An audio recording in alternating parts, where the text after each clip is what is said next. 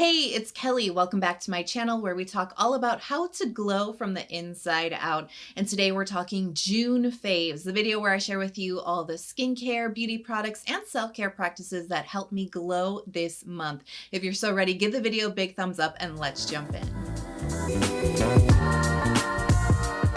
Haruharu Black Rice 5 Ceramide Barrier Moisturizing Cream. OMG, I love this. Now, if you caught my recent Haruharu moisturizer review video, you know that I have been testing out 3 moisturizers from Haruharu, and this one was my favorite from those 3 moisturizers. This is also part of the probiotics line that I really like from Haruharu. You know, the essence that I've been using for like 7 or 8 months straight, right? That one. This is the moisturizer that matches that line. So, you know, it was probably destined to be one of my favorite moisturizers for sure. This is everything I love in a moisturizer. It's ceramides, it's cholesterol, it's fatty acids. It's all about supporting that moisture barrier, baby. And it has this really beautiful, nourishing, creamy texture, but it does all that moisturization inside of the skin, right? Not as a greasy, super rich, kind of oily layer sitting on top of your skin. This actually has really good absorbency into the skin. It makes it super, super soft. A medium weight moisturizer, very barrier supportive, very moisturizing, and my skin just drinks it up. You know, looking at the ingredients, like I said, it has everything that I love. There's 5 different types of ceramides, and these ceramides are actually delivered into the skin in a capsule method, just like the Ilyun cream, which you know that I also really love. That helps to keep the ceramides really efficacious for the skin, but it helps to deliver it deeper into the skin as well. It also has rice content. We have fermented black rice, as well as magoli, which is a sparkling wine from Korea. This ingredient is actually the byproduct of making the magoli, and it's another fermented rice product. And you know, fermentation, when you ferment the ingredients, it really unlocks a lot of what I call skin nutrition, right? The amino acids, the vitamins, the minerals, all the things that really help your skin to glow. And I really like the balance here between the medium moisture and the occlusivity that this provides the skin to, while still allowing your skin to breathe. Now, don't get me wrong here. This is definitely like a medium to kind of closer to the heavier side moisturizer. This is definitely, from what I've tested from Haruharu, their thickest moisturizer. But you know how my skin drinks up moisturizers. So this one actually still feels really breathable, but it does fight dehydration, which feels amazing. You know, for June, we've had a good mix of like very mild days and then like some hot days. Summer is definitely taking a slow time to ramp up here in the upper Midwest this year. So I've actually still been enjoying this cream, even though it is technically summertime now, especially for a nighttime cream, because it does feel very healing, very skin strengthening, very restorative. And I do like something a little bit more moisturizing at nighttime, even in the summer. And so this is perfect. It will probably get more use from me as we get back into the fall months, quite honestly. But like I said, we've had mild days and slightly chillier nights still, and I'm really loving this. And I tested out all 3 of those moisturizers, and they were all really lovely, but like this is the one that I was like, yes, yes, yes, yes, I love it so much. And really, I would say surprising find. I was not expecting the barrier strengthening and the barrier care from this moisturizer to be quite as good as it truly is. And that's saying a lot, because you know that I have very high standards for barrier care, right? Like, it has been my passion for the last 7 years. And I don't know why I doubted, you know, Haruharu. I mean, their essence, that really milky, beautiful probiotic barrier essence, really blew me out of the water. It's very different from a lot of their other offerings and their other skincare lines. So much more rich and moisturizing. So it's definitely a different direction from them. But I was still very surprised that the moisturizer really kind of lived up to how good the essence is. You know what I mean? Like, it really, I mean, these products are really setting themselves apart as particularly good barrier strengthening and barrier healing products, in my personal opinion. They are really hard hitting. So I was really pleasantly surprised by this moisturizer. Now, speaking of barrier repair, this is Krave Great Barrier Relief, and this is kind of a throwback skincare product, because this is something that I was definitely jamming on in 2019. If you were around in those days, or if you've gone back into the archives, you'll remember me using a few bottles of this one. The packaging was was different back then. I believe the formula is the same. It might have been tweaked slightly, but for the most part, the point of view here is the same. And, you know, I did something a little bit different this month when I emptied my Stratia Lipid Gold. I actually replaced it with this product, which is how I used it back in 2019. But you know that Stratia Lipid Gold is just my favorite. But I was craving, like I said last month, right? I've been craving change, right? So I actually decided to switch it out for this because it's been years since I've used it. And I use it, if you see my routines, I use it exactly like I use Lipid Gold. So, you know, I'll do my toner, essence, serum first, and then I'll use a pump of Krave, Great Barrier Relief, and then I'll do a couple drops of facial oil mixed in with this one. Put that on, I call that my barrier care step, and then I continue on with moisturizer. This is intended to be used like a serum, so you don't have to use 2 serums like how I usually do it. You could just skip or slot this in for your serum. So there's a couple of different ways to use this one. It has a cream texture, very similar to Stratia. And the point of view is similar, but different. They go about it slightly differently, but the structure, I feel like, of the formula is pretty similar. They're using 10% of tomato oil, and that's really the calling card for this product that makes it a little bit different. Tomato oil is a really lovely oil. It's high in omega-9 fatty acid. That means it's incredibly rich and nourishing and moisturizing for the skin. It can help with your skin barrier. It also helps to relieve inflammation. Tomato oil particularly great for, you know, helping to heal up acne, taking down the inflammation, the redness, scars. It can help with healthy scar healing, especially from acne. It really just helps to support skin healing, I think is really the best way to say it.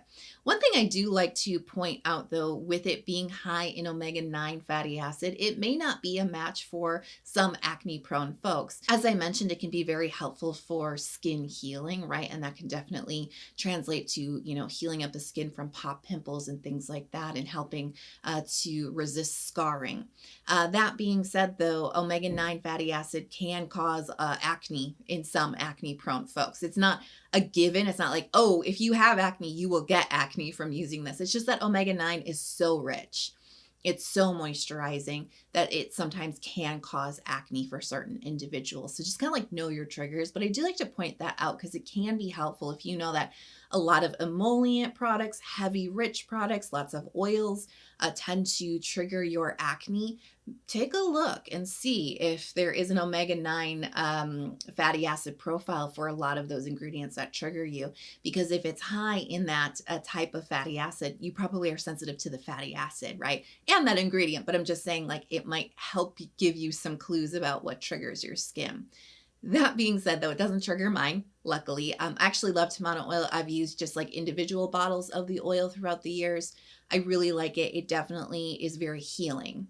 And I feel like it's kind of brightening for the skin as well. So they're using 10% of tomato oil. They're also using 2% of niacinamide. Now this is, you know, a great ingredient to help stimulate your skin's synthesis of its own ceramides, cholesterol, fatty acids. That's what helps to support your skin barrier. So 2% here, clinical amount, very good for your barrier. And then they're also using like ceramide NP, right? So, you know, similar kind of components to Lipid Gold with the oil content, with the niacinamide content, right? With the ceramide content. It's all just a little bit different, and yet very, very similar. So as I mentioned, you know, I used this product quite a few years ago in 2019, and I did enjoy it. Stratia Lipid Gold is still my all-time favorite. As you can see, that's the one that I've gone through the most, right? And that I use consistently. But I did decide to try this one out again because I've been kind of into throwback skincare, like stuff I used to enjoy. Kind of been having a fun time sort of slowly revisiting old favorites and seeing like, do they still stack up? Like, has my opinion changed? So I've definitely been kind of into that. And so this was kind of part of that, you know, craving something, you know, blast from the past. What I don't remember from using this product, I remember liking it, right? What I don't remember vividly was the smell. Now, tomato oil has a very distinctive smell. And so the smell of this product, 1000%, is the 10% of tomato oil. Because tomato oil, even just straight oil, smells like a salty, yeasty pretzel. That's what it reminds me of. It smells yeasty, it smells a bit fermented, and it smells salty, like a pretzel, right? And so I don't mind it. It's, like I said, incredibly unique, very distinctive. And I'm smelling it so much in this product, but what I don't really remember is it lingering as much as I feel like it is these days. I don't know. I might have just been a bit more nose blind to it back then, and maybe I'm a bit more sensitive now. I'm not exactly sure why I don't remember it, but it's like even just a few hours after I put it onto my skin, I can like still get a whiff of it now and then. I'm just kind of like, why do I smell like a yeasty, salty pretzel? Oh, it's the tomato oil. So it's been interesting. It's not a total turn off, but it's definitely something that I was like, can other people smell my salty, yeasty skin? Probably not, but it definitely did give me pause for a moment there. So something to know if you are a little bit scent sensitive, this may be a turnoff for you. I actually burned my forehead with the flat iron like 3 weeks ago, I think it's been now. And it was like really dark. Really, really dark because the burn was really bad. And so there's a few things that I did to help with healthy healing. It wasn't just this product, but it actually healed up incredibly smooth. Like it's been 3 weeks. You cannot see it, right? Yes, I am wearing makeup. It is a little bit dark, but it's not really that pigmented. It's not like a lot of hyperpigmentation, and the skin itself is incredibly smooth. It healed up not only very healthily, very smoothly, like in a few weeks, you're probably not even going to be able to tell that there was anything there, but it actually healed up very fast, in my opinion, because it's been looking good for about a week and a half, maybe even 2 weeks now. So part of it was getting something cold on that area because the skin was so hot, cooling the skin down as soon as possible, keeping that area really moist with lots of skincare, lots of moisturizer. Aquaphor is a really great occlusive type of skin protectant. It's actually perfect for this type of situation. But I also started to really concentrate on putting this product on it to really help with the skin barrier, to help with the skin healing. The tomato oil is particularly good, as I mentioned, for healing scars. I think that's partially why this isn't as dark as it could be. I quickly want to shout out the Kerastase Gloss Absolute Glaze Drops. Now, I always say like, oh, I'm not super into hair care, and that is true. Although I feel like I'm becoming a little bit more of like a hair care products person. I've been getting a little bit more into that area. I will admit I had a hair care favorite last month, which was surprising, and I have one this month. But I don't really talk about hair care the way I talk about skincare, which is like formulation, ingredients, all of that. I'm going to switch gears a little bit because I don't know that much about hair care. I'm just going to say why I like it, why it's fun. And that's what I feel like. It's just really fun product. So I actually used it today, and you may notice that there is a little bit of a extra bit of shine, a little bit of glossiness to my hair. It looks very healthy. It's incredibly soft. I mean, my fingers are just running through it so beautifully. Yes, it is these glaze drops for sure. These are really amazing for helping to not only smooth out frizz, but also for adding a really beautiful, healthy shine to the hair, a really beautiful, smooth, silky feeling, manageability. And I also feel like this product helps to fight a bit of frizz as well. So not only does it smooth, because my hair is always, I have just the tiniest bit of texture to my hair in its natural state. My hair is very thick, it's very long, it's very heavy, so it doesn't really like manifest in actual waves, although my hair kind of wants to wave a little bit. So I do get texture and frizz a little bit to my natural hair. And so this definitely helps to smooth that out and really helps, get this really nice sleek style today.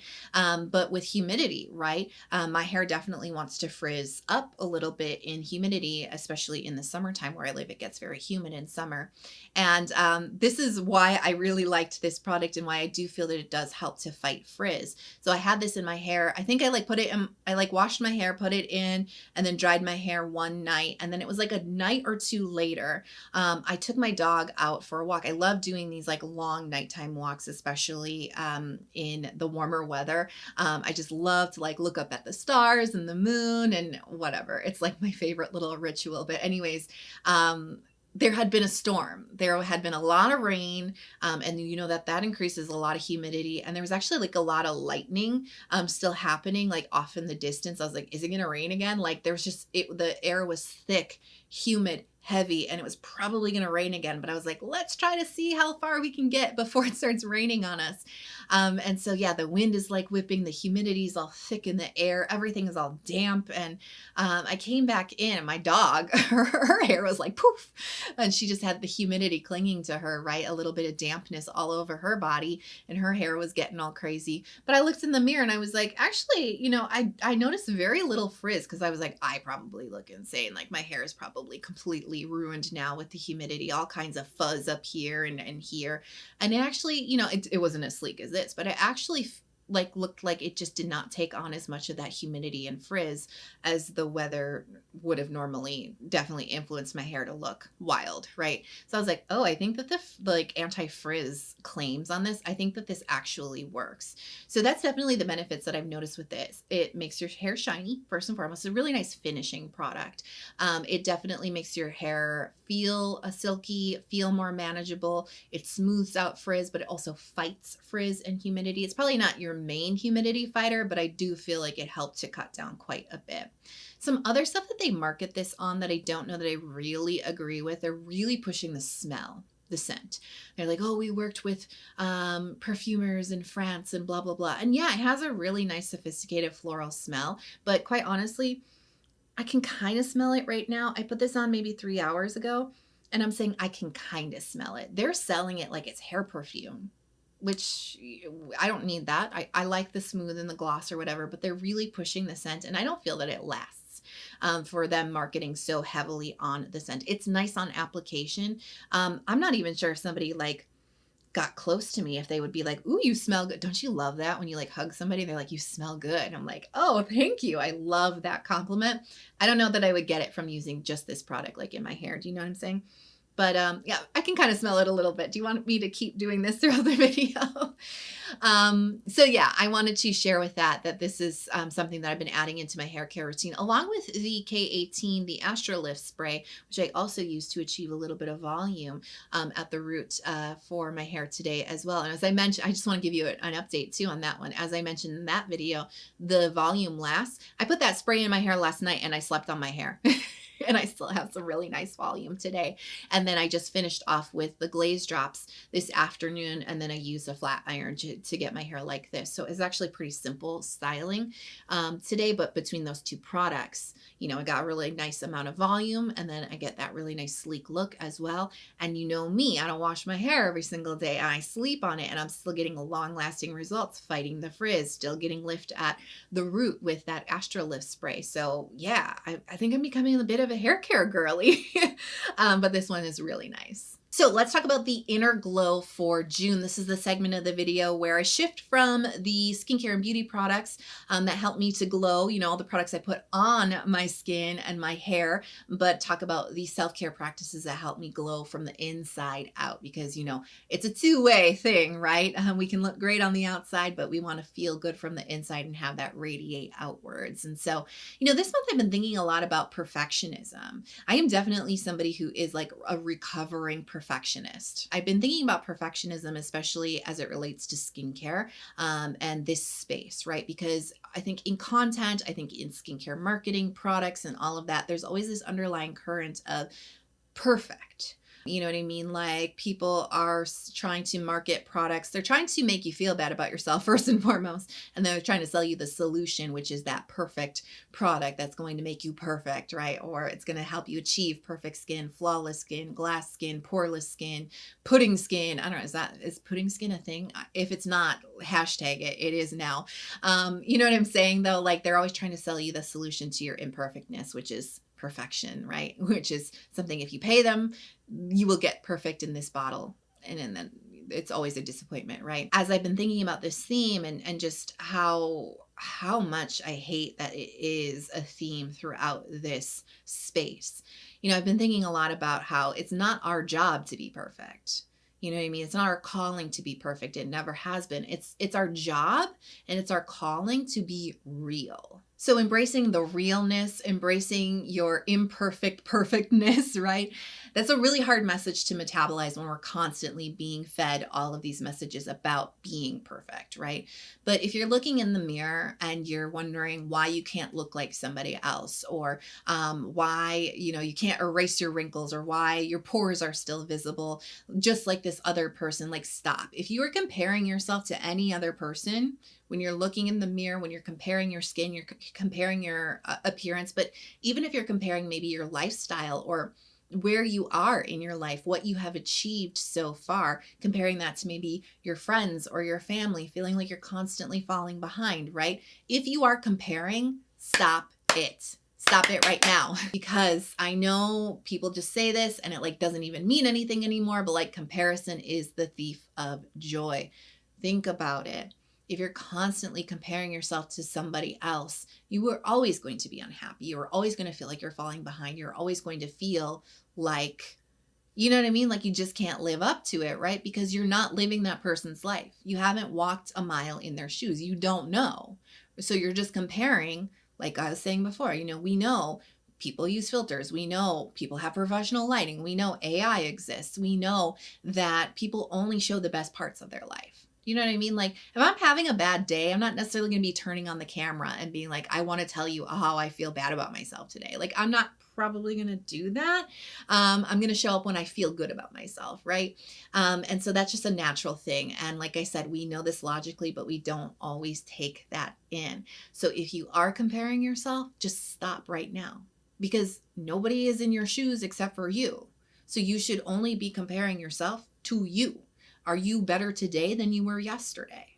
Is your skin improving? Have you, you know what I mean? If you're worried about your skin, right? Like if you're like, oh, I wish my acne would be gone. Okay, yeah, I get that. I totally get that. It is definitely something that takes your confidence down. But if you've been adding in some of the good products and things like that, are you noticing some improvement? It may not be perfect, right? Because it's not our job to be perfect. It's our job to be real. But are you actually looking back and noticing the progress that you've made with your skin? Maybe you've made progress with hyperpigmentation, with fine lines and wrinkles, skin elasticity, right? As we talked about last month, I think a lot of people try to hang on to a certain age for forever. Like everybody wants to be 29 forever, right? But like, do you look good for your age? Like, are you happy with how you look for your age? Because the goal shouldn't necessarily be to like, be mistaken for a fetus. You know what I'm saying? It's just not going to be obtainable. Like some things just can't happen, right? And we can only compare ourselves to how we were yesterday, how we were a week ago, how we were a month ago, who we were a year ago, 5 years ago, right? Are you noticing progress? Are you happy with how you're proceeding, right? No, you're not perfect. You're never going to be. So just get that out of your mind. Okay. And no, you're not going to be like this person or that person. You're not going to be like me because you're not in my shoes. So let's just focus on your shoes right now, right? Look back at your journey. Are you progressing, right? Because I would say progress is definitely better than perfection, because perfection doesn't exist, right? It just doesn't exist. You are not here to be perfect. You're here to be real. And if you have been improving, if you look back and you go, hell yeah, my skin is getting better. Or yeah, I wish my acne was gone. I wish my pores were erased. You can't do that. But I wish these things looked better. But you know what? These other things, I'm seeing improvement there. You know what I mean? And I can make peace with that. And I can give myself grace for the things I haven't achieved yet. But I see that I am making progress. I am moving forward. I am happier here today than I was then, right? And so, yeah, I just wanted to talk about that a little bit, because it applies to skincare and self-confidence for sure, and how we look in the mirror. Don't compare yourself to other people, and definitely don't set the benchmark of perfection. Because we are just bombarded with all of these fake messages at the end of the day. It's not achievable. And there's a lot that can go into talking about how making you feel bad helps to keep you spending as a consumer, right? But ultimately, I just want to tell you, it's not your job to be perfect. It's your job to be real. It's your job to be you. Like I always say, shine your light. So now it's your turn to share with me all of your skincare, hair care, beauty faves, or maybe some self-care lessons you learned this month. Let me know in the comments below. If you love the video, you watched all the way through the Inner Glow segment, but you haven't hit subscribe yet, please hit subscribe before you go and come join our skincare and self-care community.